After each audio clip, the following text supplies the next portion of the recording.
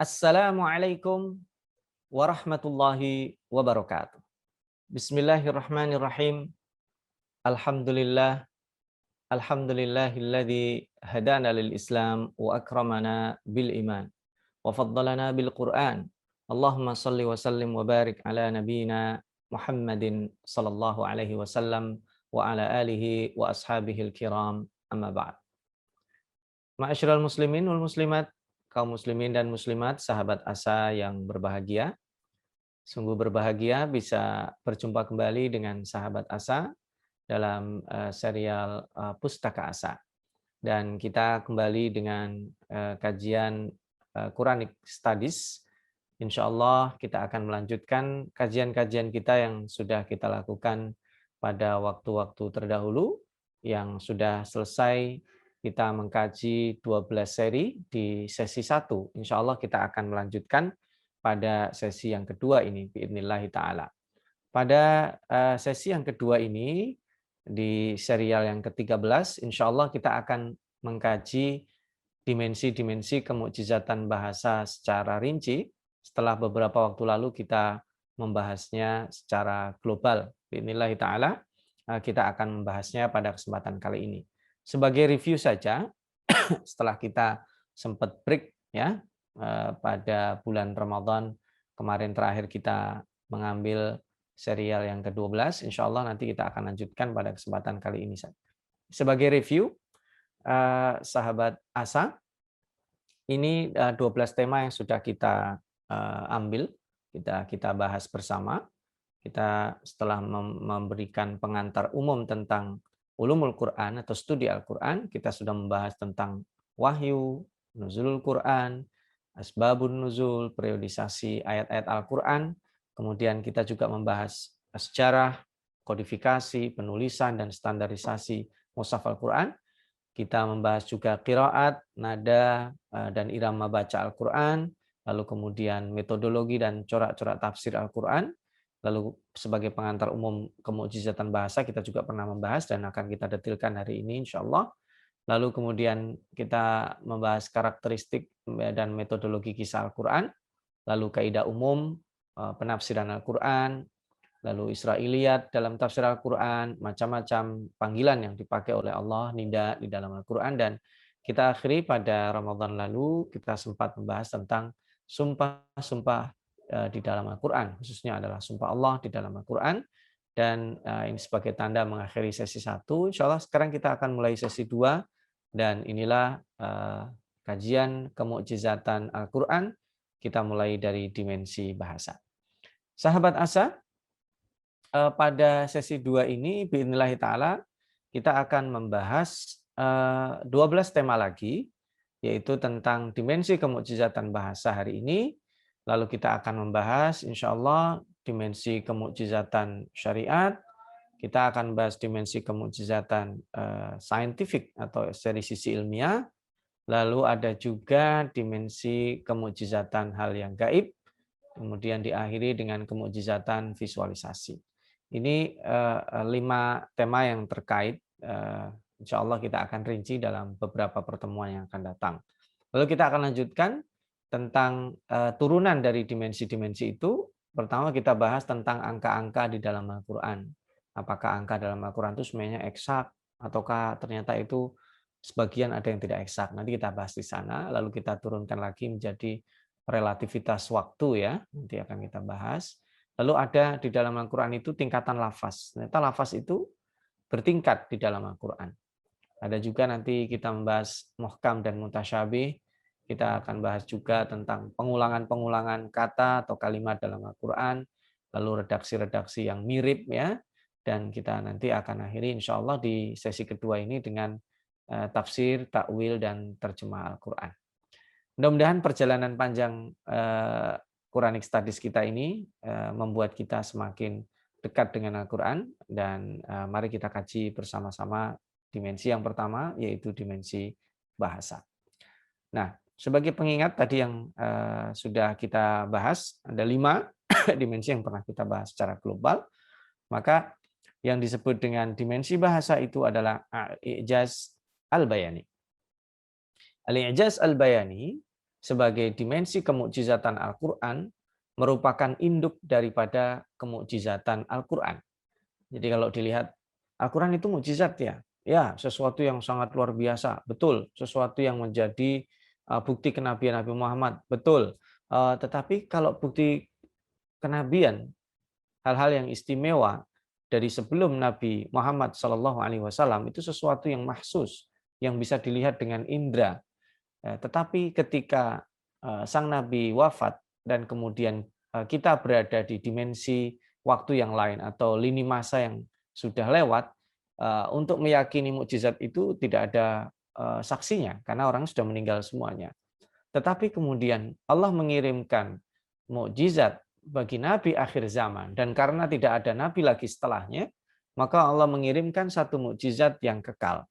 Mukjizat yang akan berlaku sampai akhir masa, sampai akhir zaman, sampai hari kiamat, dengan harapan mukjizat tersebut bisa dirasakan dengan indera manusia. Nah, nanti kita akan coba bagaimana cara kita merasakan kemukjizatan ini, yang juga tentunya akan dirasakan oleh orang-orang yang tahu struktur kebahasaan, bahkan oleh orang awam di zaman turunnya Al-Quran pun terasa.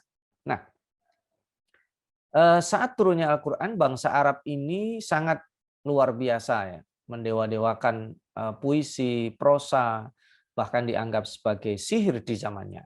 Maka nanti kita akan tahu kalau tuduhan sihir kepada Nabi Muhammad itu tidak benar-benar seperti halnya tukang sihir yang kita pahami secara literal hari ini. Karena kalau kata sihir di dalam Al-Quran disebut, itu konotasinya pada 3 makna. Sihir yang berarti adalah permainan, tipuan, ya, magic yang berarti tipuan mata, itu ketika Al-Quran menyebut sihir itu di zaman Nabi Musa alaihissalam. Jadi sesungguhnya itu magic yang hanya kecepatan tangan dan tipuan mata. Ada trik ya di situ. Sementara kalau sihir yang dimensinya lebih kepada dimensi mistik, karena ada makhluk lain di situ, jin. Nah, itu sihir di zaman Nabi Sulaiman. Terlebih ketika Nabi Sulaiman wafat, maka jin yang ya bahasa kitanya sahabat asa, jin-jin bengal lah istilahnya, jin-jin yang nakalnya lah. Dia di situ bahasa Al-Qur'an yu'allimunan nasa sihr. Ya, sihar di situ adalah sihir yang turunannya adalah dari jin. Dan kemudian kata sihir ketika ada di zaman Rasulullah, betul sihir seperti tadi ada, tetapi yang dituduhkan kepada Nabi Muhammad, menyihir bukan berarti menyihir seperti yang difahami secara umum, tetapi menyihir dengan kata-kata. Nah, kayak kita kalau orang-orang pidato, ceramah, itu kata-katanya menyihir, penampilannya menyihir. Nah, itu berbeda dengan sihir yang tadi di zaman Nabi Sulaiman alaihissalam. Oke, kembali ke sini. Nah, bangsa Arab itu bagian dari agama Islam. Ya, jadi tidak bisa dipisahkan. Arab, Islam itu nggak bisa dipisahkan. Dan karena itu sebagai latar pengantar wahyu, kita tidak bisa mengabaikan ini. Apalagi bahasa di situ dipilih oleh Allah untuk menjadi bahasa universal. Bahasa yang dipakai, yang akan disampaikan message-nya dengan bahasa itu ke seluruh penduduk dunia. Yang luar biasa ya. Penduduk dunia yang akan disampaikan Al-Quran nanti itu, orientasi jangka panjangnya, ya waktu itu kan turun di negeri Arab. Sebagai turun pertama kali. Message berikutnya, ini akan diturunkan, akan disebarkan, akan disampaikan kepada orang-orang yang native-nya itu tidak berbahasa Arab.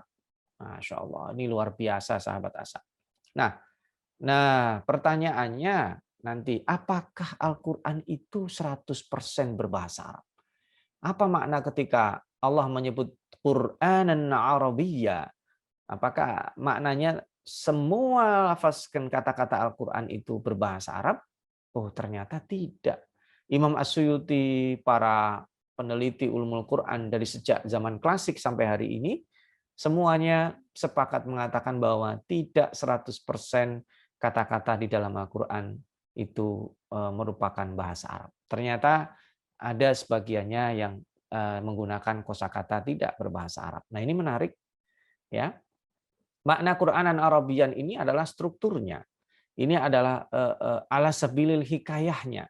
Kalau ibaratnya Al-Fakir hari ini ya ketemu sahabat Asa, berdialog membicarakan tentang Quranic Studies ya, serial studi Al-Qur'an, pasti semuanya sepakat bahwa Al-Fakir ini menyampaikan dengan menggunakan bahasa Indonesia.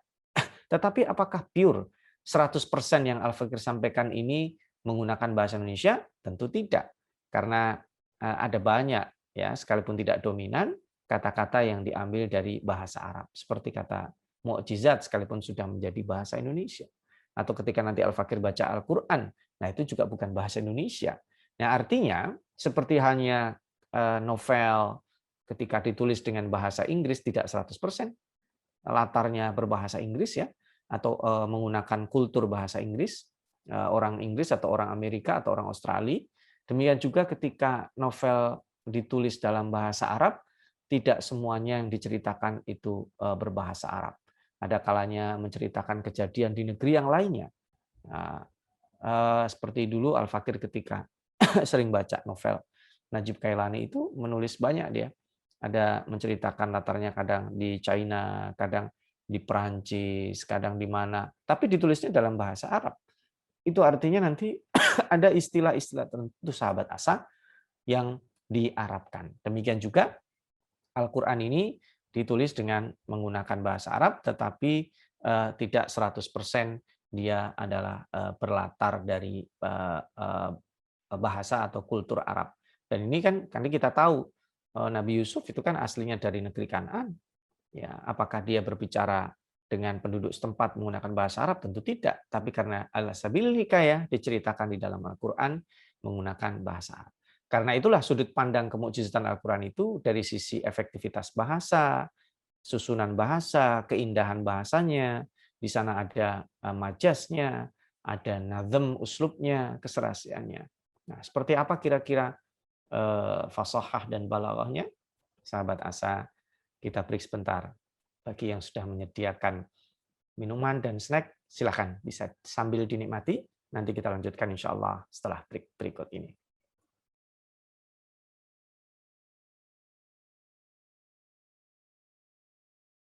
Menuntut ilmu adalah sebuah jalan yang akan mengantarkan manusia pada kemuliaan. Dengan ilmu, manusia mendapatkan panduan untuk berpikir dan bertindak. Untuk itu, Asa TV Indonesia menghadirkan Pustaka Asa, sebuah ruang pembelajaran sistematis bersama para pakar di bidangnya. Quranic Studies Series, Quranic Life, Prophet Manner, dan berbagai bidang keilmuan yang dibahas dengan cara menyenangkan. Pustaka Asa hadir setiap Sabtu jam 19.30 waktu Indonesia Barat, hanya di Asa TV Indonesia. Sahabat Asa, kembali lagi kita.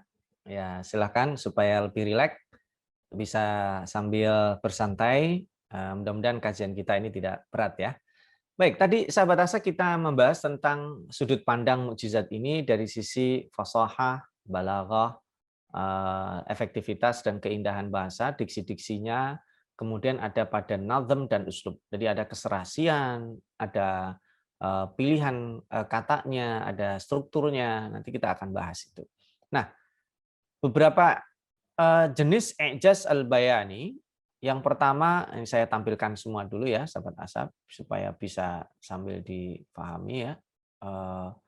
Ada setidaknya 9 struktur ya, jenis i'jaz al-bayani. Yang pertama, pilihan kata yang sesuai. Jadi Al-Quran ini Allah telah memilihkan diksi yang tepat. Nah, nanti dalam usul fikih ini ada kajian khusus yang terkait dengan lafaz. Subhanallah, Al-Fakir ketika mengajarkan usul fikih, mungkin secara umum lafaz itu secara umum. Ternyata di dalam Al-Quran pembagian lafaz itu ada banyak sekali. Lafaz ditinjau dari apanya dulu. Nah, nanti kita juga insya Allah akan kita bahas pelan-pelan ya. Apakah lafaz itu ini lafaz yang umum? Oh berarti nanti ada yang khusus. Oh ini lafaz yang mutlak. Oh berarti nanti ada yang muqayyad. Oh ini lafaz mujmal. Oh berarti ada yang mubayyan. Oh ini lafaz yang mantuk, yang literal. Oh berarti ada yang tidak literal. Ada yang eksplisit, ada yang implisit. Oh, ini lafaz yang artinya begini, hakikat. Nah, ini artinya majas. Ini di dalam Al-Qur'an dibahas semuanya itu. Jadi ada pilihan katanya, itu dari sisi satu. Yang kedua, kemukjizatan bahasa dilihat dari kemiripan redaksi. Nanti kita akan juga contohkan kemiripan redaksinya. Ada juga nanti pengulangan lafaz ya. Nah, nanti ini juga kita kasih contoh. Ada kesesuaian nazm, bunyi di akhir ayat. Ada ayat-ayat Al-Quran yang akhir ayatnya berbunyi nun semua. Nah, seperti surat Al-Munafiqun misalnya. Atau akhir ayat yang berbunyi huruf ro semua. Nah, seperti surat Al-Qadar atau surat Al-Qamar yang panjang. Ro semua belakang.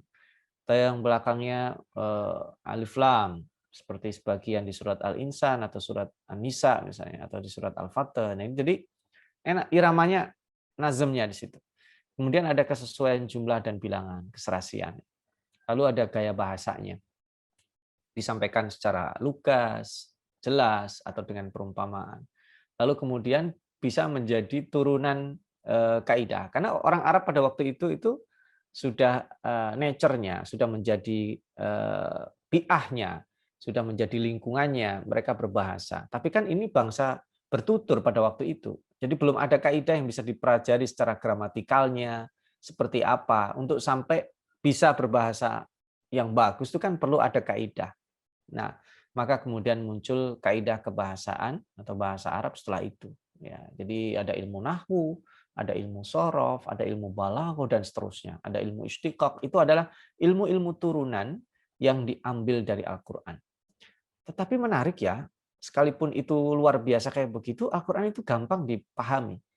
Ya, mudah dihayati, dihafal juga enak, nyaman. Kalau dilantunkan macam-macam dengan berbagai macam langgam yang kita sudah bahas ya, iramanya enak sekali dan juga efektif di dalam mengungkapkan. Nah, sahabat Asa, mari kita lanjutkan.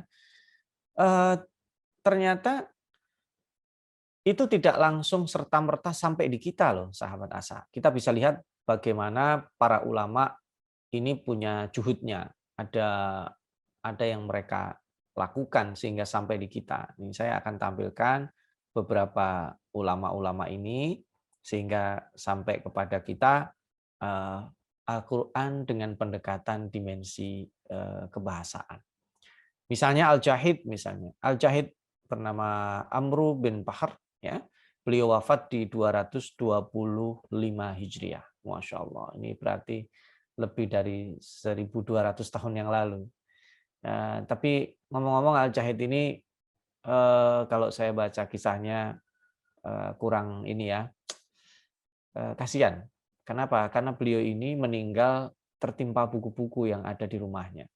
Jadi perpustakaan karena memang hobinya itu beliau mengkaji, meneliti, dan beliau itu meninggal dunia ditimpa oleh bukunya. Ini kalau nggak salah Al-Jahid ya.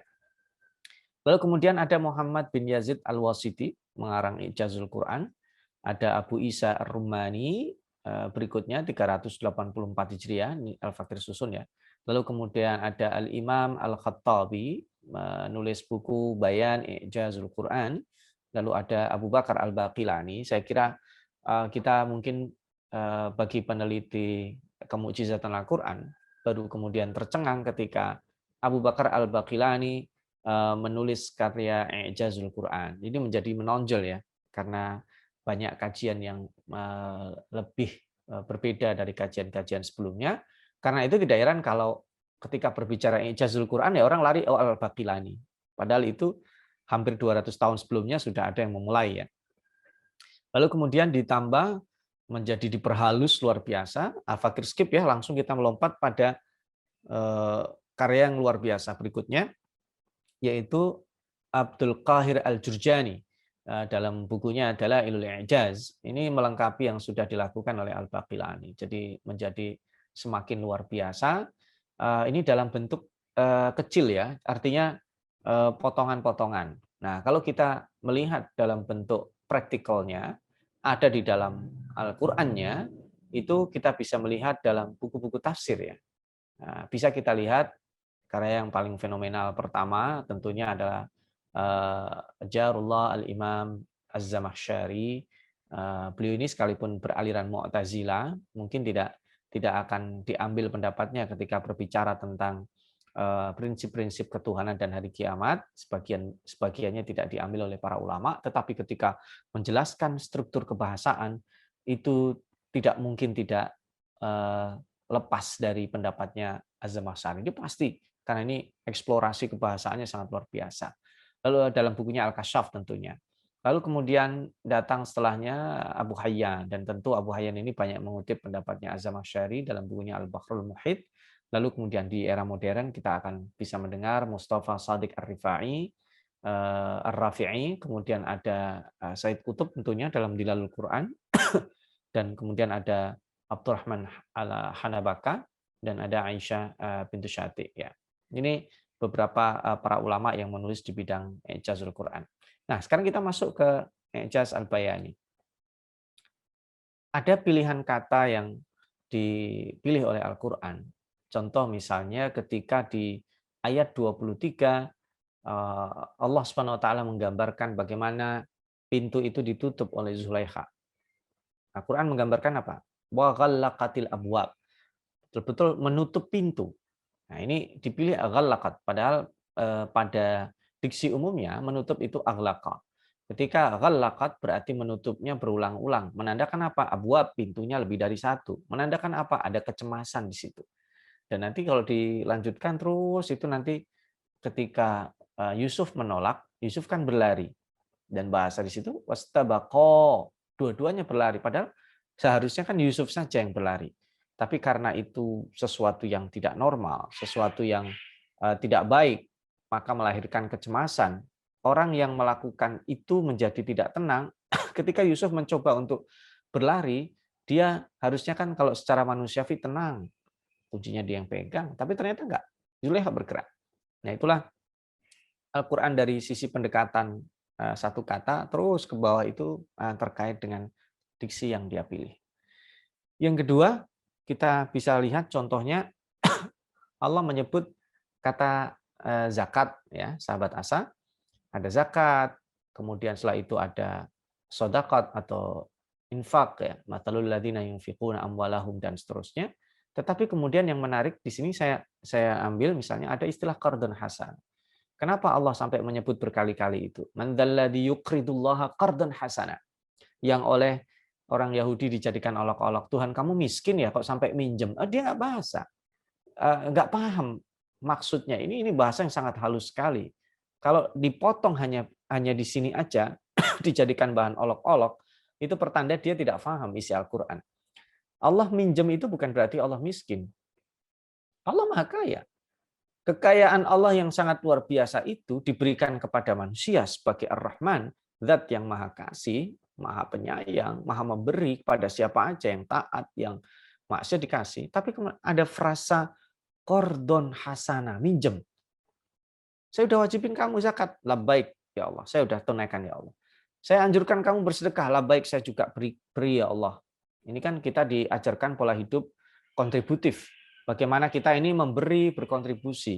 Sehingga otak kita ini dipenuhi pikiran how to share and share more. How to give and give more. Bagaimana memberi, memberi lagi. Bukan sebaliknya. Kita tidak diajari Allah bagaimana berpikir eksploitatif. Enggak. Nah, qardun hasan ini halus. Ayo, siapa yang minjemi saya? Nah, ini kan dalam hadis qudsi kan ada. Wahai Bani Adam, aku lapar, kenapa enggak kamu kasih makan? Ya, aku sendiri kenapa enggak kamu? Aku sakit, kenapa kamu enggak jenguk? Itu bukan berarti makna hakiki. Itu kamu punya tetangga, kamu punya kerabat, kamu punya orang dekat, kok kamu enggak perhatikan. Itu sindiran yang halus sekali. Wajib udah, sunnah anjuran udah, kemudian sedekah udah, ayo lagi. Nah, ini halus ya. Tongkat Nabi Musa ini juga pernah kita bahas ya. Kenapa disebut ada Thu'banun Mubin dan ada Hayyatun Tas'a? Thu'banun Mubin menunjukkan besarnya ular itu. Hayyatun Tas'a menunjukkan kecepatan di dalam bergerak, lincah. Jadi ini tidak bertentangan. Jadi secara fisik tongkat yang berubah jadi ular itu besar, lalu secara agresivitas pergerakannya itu cepat sekali, luar biasa. Ya. Lalu ada padanan kata lagi yang disebut dengan ghafirun, ghaffarun, dan ghafurun. Ini nanti kita bahas lebih detail pada tingkatan lafaz ya. Nah, kenapa ada tingkatan ini beda-beda? Allah Maha Pengampun ya, pengampun untuk dosa yang biasa, dosa yang menengah, ghaffarun, dosa yang paling besar itu ghafurun. Tapi ternyata yang paling banyak disebut Al-Quran itu ghafurun. Padahal kata-kata lawan katanya, kedaliman, itu zalimun, dzalamun, dan zolumun, atau zalimina, dan sebagainya, itu yang superlatif disebutnya jarang. Zolum itu hanya disebut 2 kali saja. Yang paling banyak disebut itu zalim atau zalimina. Berbalik ya, kalau ghafir itu jarang, ghafar juga jarang. Paling banyak ghafurun, rahimun. Zalim justru paling banyak, zalum. Ini artinya apa? Defaultnya Allah itu menyediakan dirinya sebagai zat yang maha pengampun untuk dosa-dosa yang besar. Sahabat Asa, masih banyak lagi yang akan kita kaji. Jangan kemana-mana dulu, kita break sebentar, nanti kita lanjutkan lagi.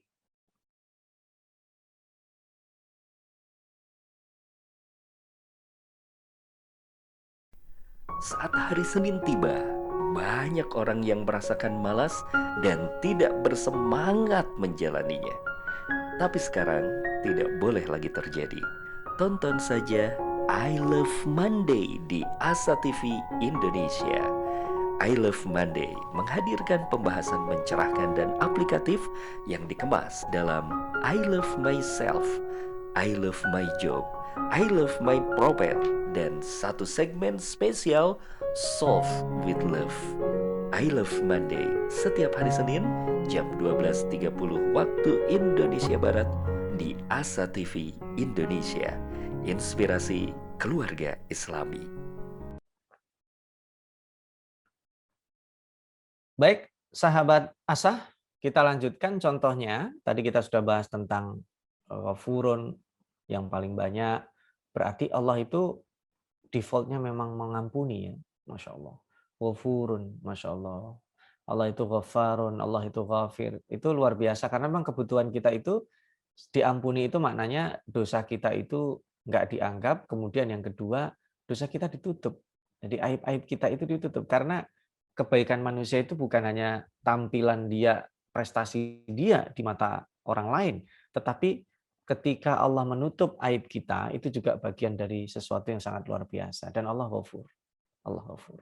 Allah itu menyediakan dirinya mengampuni, menutup aib-aib atau dosa yang paling besar. Baik, kita sekarang masuk ke contoh yang lebih real, yaitu pada susunan kalimat. Ini Al-Fakir ajak untuk membandingkan antara surat An-Nisa 135 dan surat Al-Maidah ayat 8. Ini secara struktur hampir sama, tetapi dibalik ya. Yang Al-Fakir kasih merah itu, ya nanti kita baca ya. Di An-Nisa 135, sahabat Asa, Allah berfirman, Ya ayyuhalladzina amanu kunu qawwamina bil qisti syuhada'a lillah. Nah, sementara di surat Al-Maidah ayat 8 Allah berfirman, Ya ayyuhalladzina amanu kunu qawwamina lillahi syuhada'a bil qisti. Itu kata-katanya nggak ada yang diubah. Semuanya sama. Yang diubah susunannya. Yang satu bil qisti syuhada'a lillah, yang satu lillah syuhada bil qisti. Loh, apakah ini salah cetak? Oh enggak. Apakah ini salah susunan? Oh tidak, ini disengaja. Karena temanya beda.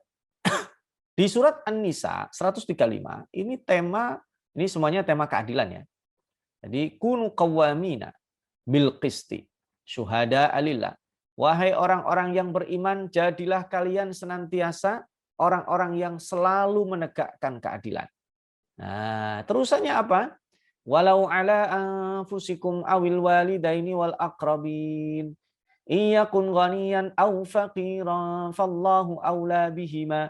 Masya Allah. Wahai orang-orang yang beriman, senantiasalah kamu menegakkan keadilan. Jadilah kamu penegak keadilan sekalipun syuhada lillah bil qisti ya. Menjadikan Allah ini sebagai ukurannya, sebagai panduannya, sekalipun itu kepada orang-orang yang kamu cintai. Ya. Walau ala anfusikum awil walidaini wal aqrabin. Sekalipun pada diri kalian, orang tua dan kerabat. Masya Allah.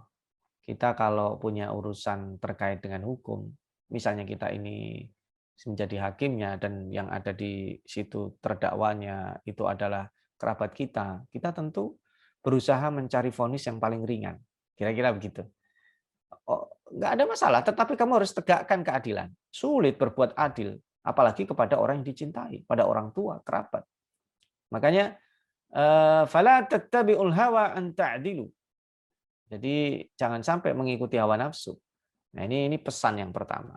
Oh, ternyata di surat Al-Maidah juga kita disuruh berbuat adil, tapi bedanya apa? Ya ayyuhalladzina amanu kunu qawwamina lillahi syuhada'a bil qist wa la yajrimannakum syana'anu qaumin 'ala alla ta'dilu i'dilu huwa aqrabu littaqwa. Itu di Al-Maidah ayat 8 ini disebutkan ini berbuat adil kepada orang yang membenci atau kita benci. Yang membenci kita atau yang kita yang membenci dia. Ada syana'an, ada di situ perselisihan.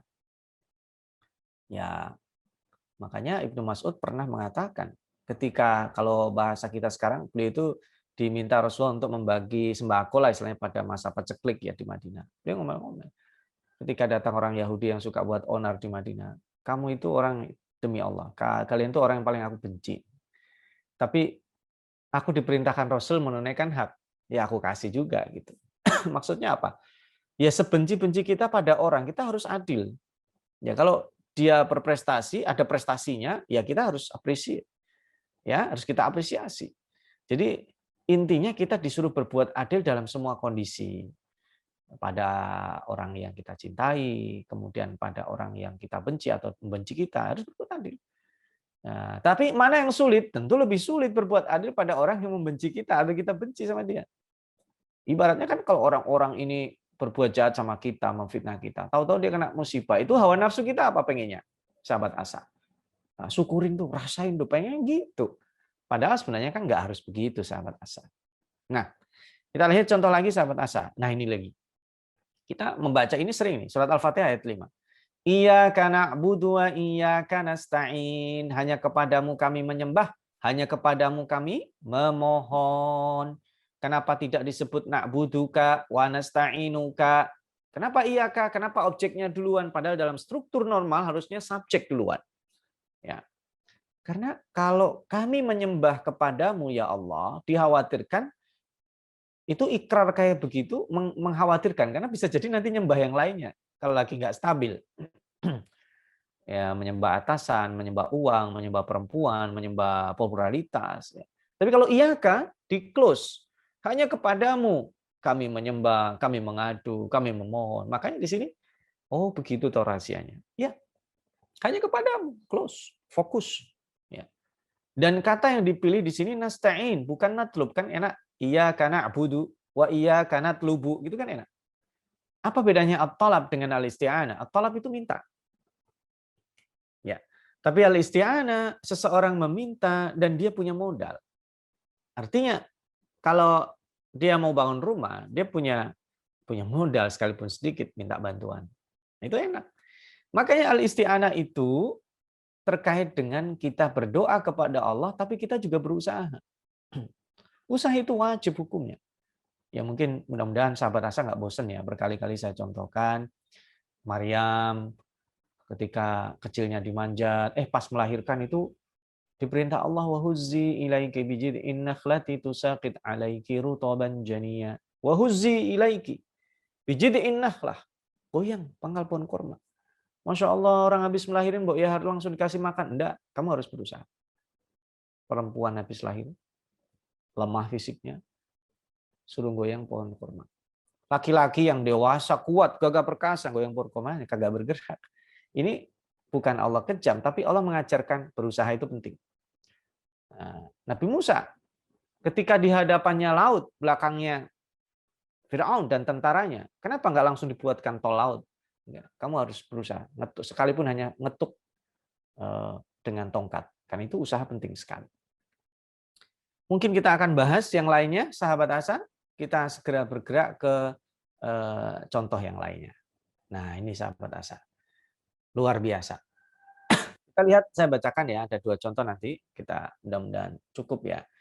Yang pertama kita bahas di surat At-Taubah ayat 2. Wallahu wa rasuluhu ahaqqu an yurduhu in kanu mu'minin. Itu kan ada Allah, ada Rasulnya. Kenapa tidak dikatakan wallahu wa rasuluhu ahaqqu an yurduhuma? Harusnya gitu. Kenapa kata gantinya di sini disebut hanya yurduhu? Hu-nya itu kembali kepada Allah karena efektivitas. Harusnya kan Allah dan Rasulnya lebih berhak, ya, patut bagi mereka semuanya, orang-orang yang beriman itu. Nah, Allah dan Rasulnya kan berdua. Ya, kenapa disebut yurduhu dan tidak mengatakan yurduhuma? Karena efektivitas. Taat kepada Allah dan Rasulnya itu satu paket yang tidak bisa dipisahkan. Makanya kalau ada ingkar sunnah, itu tidak paham dia. Ya.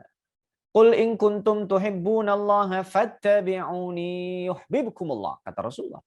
Ya kalau mau taat kepada Allah ya ikuti aku, kata Rasulullah. Itu satu paket, nggak bisa. Bahkan nanti Rasul-Rasul itu juga satu paket. Ya. Itu kan la nufarriqu baina ahadim min rusuli. Nggak ada. Dan itu luar biasa. Umat Islam mempercayai kenabian Nabi Musa, mempercayai kenabian Nabi Isa. Sebaliknya mereka tidak mempercayai Nabi Muhammad kan. Ya. Itulah kenapa sesungguhnya menjadi luar biasanya selain ini turun terakhir karena ini mengakui nabi-nabi sebelumnya. Nah, apalagi Allah dan Rasulnya itu satu paket yang tidak bisa dipisahkan. Baik, kita lewati yang di ketiga pada serial ini, di sesi ketiga, di bagian ketiga ini, Al-Fakir coba menjelaskan lagi ketika Allah menuliskan kata-kata imro'ah di sini. Nah, secara Rasul Usmani, sahabat Asa, lafaz imro'ah yang berarti perempuan dengan tak, apa ini misalnya, tak lepas gitu ya. Ya. Itu disebut 7 kali. Di surat Ali Imran ayat 35, surat Yusuf ayat 30, ayat 51, Al-Qasas ayat 9, At-Tahrim ayat 10, ayat 11, ya. Dan di tempat lainnya ditulis imro'ah itu dengan tak marbutoh. Nah, itu ada rahasianya. Disebut 4 kali di surat An-Nisa, ya. 12, 128 dan An-Naml 23 serta Al-Ahzab 50. Itu 4 kali disebut secara marbutoh. 7 kali tak yang terbuka marbutoh. Nah, imro'ah itu ketika disebut terbuka, ada perpisahan lahir dan batin antara Hana dan Imran, maka dibuka. Perpisahan batin antara istri Firaun, istri Nuh, istri Lut, maka dibuka di situ.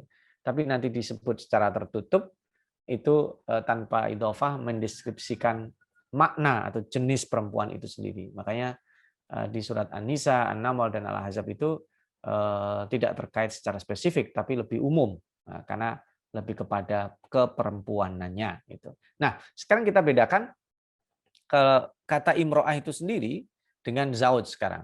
Di dalam Al-Quran, kata zauj itu disebut mengonotasikan makna sebagai pasangan. Ya.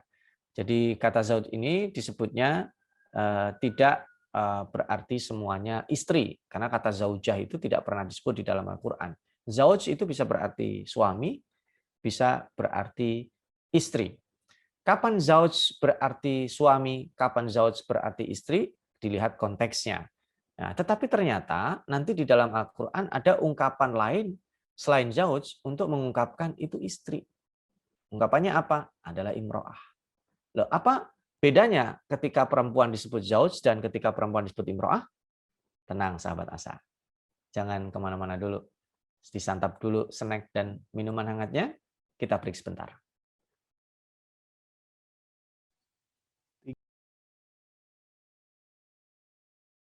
Menuntut ilmu adalah sebuah jalan yang akan mengantarkan manusia pada kemuliaan. Dengan ilmu, manusia mendapatkan panduan untuk berpikir dan bertindak. Untuk itu, Asa TV Indonesia menghadirkan Pustaka Asa, sebuah ruang pembelajaran sistematis bersama para pakar di bidangnya. Quranic Study Series, Quranic Life, Prophet Manner, dan berbagai bidang keilmuan yang dibahas dengan cara menyenangkan. Pustaka Asa hadir setiap Sabtu jam 19.30 waktu Indonesia Barat. Hanya di Asa TV Indonesia. Baik sahabat Asa, tanpa terasa kita ketemu di bagian akhir kita di segmen yang keempat. Baik, kita lanjutkan. Tadi kita berhenti pada apa sih bedanya zauj dengan imro'ah. Imro'ah itu juga disebut untuk menjelaskan makna itu artinya istri. Bukan imro'ah sebagai perempuan ya, tapi istri. Nah, kapan imro'ah disebut di dalam Al-Quran sebagai istri? Ketika ada ketidakcocokan, baik dari sisi akhlak ataupun dari sisi biologisnya. Nah, ini nanti disebut istri Imron misalnya. Ya, disebut juga imro'ah. Ya. Dan ini dibuatnya secara terbuka ya. Nanti kita akan lihat di dalam Al-Quran bagaimana penyebutannya. Nah, inilah di surat At-Tahrim ayat 10 dan 11 sahabat Asa ya. Kita bisa melihat ketika Al-Quran menyebut misalnya cerita tentang istri Nabi Nuh, Nabi Lut ya, dan Fir'aun di sini. Saya baca ayatnya. A'udzubillahi minasyaitonir rajim. Daraballahu mathalan lilladzina kafaru imra'ata Nuhin wa imra'ata Lut. Kanata tahta 'abdaini min 'ibadina salihaini fakhanatahuma falam yughniya 'anhuma minallahi syai'a wa qila dukhulan nara ma'ad dakhilin. Nah, ini imro'ah disebut artinya istri. Kalau dalam bahasa Indonesia disebut dengan nyonya. Ya, nyonya ya. Kan ada nyonya fulan gitu. Jadi istrinya fulan. Jadi kadang kita salah sebut ya. Kan ada disebut kalau almarhumah ya misalnya Bu Ani Yudhoyono atau Ibu Tin Soeharto. Bukan berarti dia anaknya Soeharto, anaknya Pak SBY, enggak. Itu disebutnya atau sekarang presiden sekarang misalnya Ibu Irina Jokowi misalnya. Nah, itu tidak berarti nasabnya, enggak. Itu diartikan sebagai istrinya. Nah, di Al-Qur'an juga mengenal itu, tapi tidak disebut namanya, hanya disebut imro'ah. Imro'atan Nuhin artinya nyonya Nuh, istrinya Nuh. Nah, kok ini disebutnya istri Nuh, istri Lut, dan yang kedua wa daraballahu mathalan lil ladzina amanu imra'ata fir'aun. Di sini istri Fir'aun. Karena ini ada dimensi akhlak yang tidak cocok. Suaminya baik, istrinya tidak baik. Secara ideologis ya. Di sini Nuh dan Lut dicoba Allah, istrinya tidak mengimani risalahnya. Sebaliknya, Fir'aun, kita tahu siapa Fir'aun, dan istrinya adalah orang yang beriman kepada Nabi Musa alaihissalam. Secara dimensi akhlaknya nggak cocok. Tapi menarik ya, gimana kalau dua-duanya nggak bagus? Nah, Allah juga tidak menyebut wa zaujuhu, tapi wamra'atuhu hammalatal hatab, karena ini nggak ideal. Nggak ideal. Kenapa disebut tidak ideal? Iya, iyalah. Itu disebut hammalatal hatab itu bukan membawa kayu bakar, itu makna tidak hakikat. Dia, kalau bahasa sekarang, dia bigos lah, biang gosip ya. Tukang kompor. Nah, suaminya tukang adu domba, istrinya biang gosip, ya ketemu. Apakah mereka ideal? Enggak.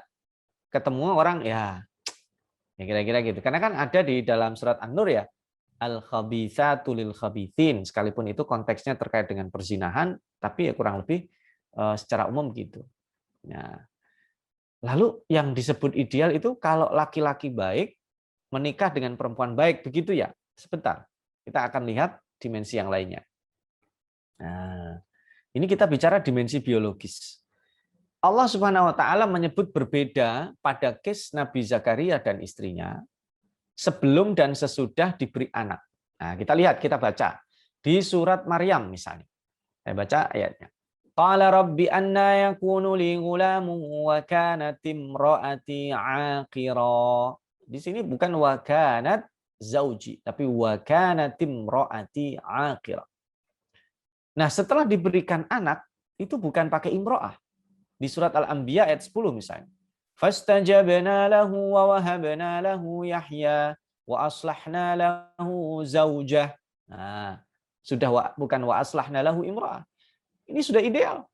Yang dikatakan ideal itu, jadi sebenarnya mohon maaf ya, ada orang laki-laki baik, ketemu perempuan baik, menikah, punya anak baik-baik, punya tetangga baik-baik, menjadi struktur sosial yang baik. Itu idealnya begitu. Oh, berarti kalau ada orang baik laki menikah sama perempuan baik, belum punya anak, belum ideal? Belum ideal. Bahkan sampai istri Imron itu udah punya anak pun tidak disebut ideal. Kenapa? Karena suaminya keburu meninggal. Tapi begini, disebut tidak ideal jangan disalahpahami sahabat asa ya. Disebut ideal itu dari sisi zauj, tazwijnya ini, pasangan. Bukan dari sisi kualitas. Kualitas kan tadi istri Imron, luar biasa. Istri Fir'aun, luar biasa. Sebaliknya, Nabi Nuh, istrinya. Nabi Lut, istrinya. Itu kan juga luar biasa ruginya, luar biasa nelangsanya kan. Berada di struktur yang baik, di rumah yang baik, ada orang terbaik, tapi ternyata dia tidak memanfaatkan. Jadi, apa yang disebut ideal? Kalau ada laki-laki yang baik, menikah dengan perempuan yang baik, punya anak dan didik dengan baik, kemudian dia punya tetangga yang kayak begitu, maka itulah struktur sosial. Target kita, sehingga nanti terwujud di surat Al-Furqan ayat 74 kan disebutkan ya, di akhir penghujung doa ibadur rahman itu kan, setelah pertama Rabbana hablana min azwajina wa dzurriyyatina qurrata a'yun waj'alna lil muttaqina imama. Ya, itu kenapa? Waj'alna lil muttaqina imama, bukan waj'alna imamal muttaqin. Padahal strukturnya kan juga sama. Lil muttaqina, krisrotnya dibangun, kesalehan komunalnya dibangun, orang banyak baik dulu, nanti yang muncul pemimpinnya adalah yang terbaik di antara orang-orang baik. Masya Allah, ini luar biasa. Jadi ada zauj, ada imra'ah. Imra'ah sendiri tadi sudah disebut secara berbeda-beda. Nah, baik sahabat asa, kita lanjutkan contoh berikutnya. Ini mungkin sebagai tambahan saja, sahabat asa bisa melihat, oh ternyata di dalam Al-Quran itu ada surat yang belakangnya huruf nun semua, surat Al-Munafiqun. Ada yang belakangnya huruf dal semua, ya surat Al-Ikhlas. Bahkan di dalam surat Al-Ikhlas itu nggak ada huruf ro misalnya.